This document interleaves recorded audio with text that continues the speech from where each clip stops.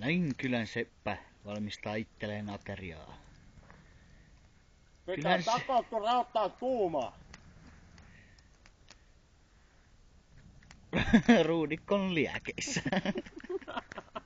Kato nyt. Ja hän on pyydystänyt harvinaisen makkaran perät.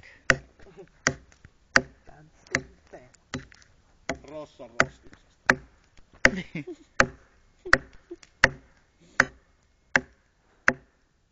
No niin pojat, kohta tulee gurmeeta.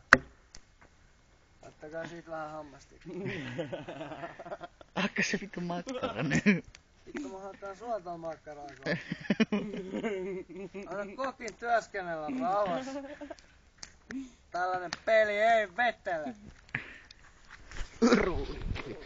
Ruudi kyllä meinasi palaa päreen.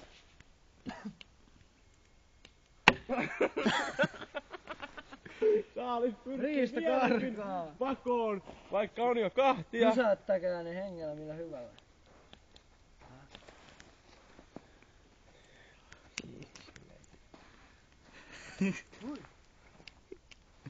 Meneekään se nainen siitä mun Etsen kanssa.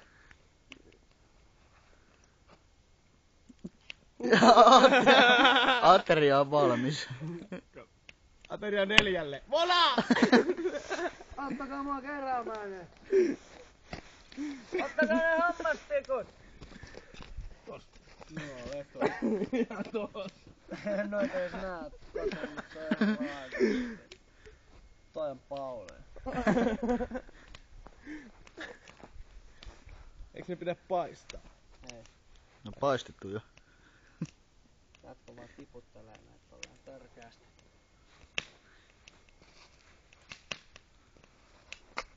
Hammastikkuja. Atero. Pökäle ateria on valmis. Näin ollen päätämme taas täältä Ruudikin kotiluolasta.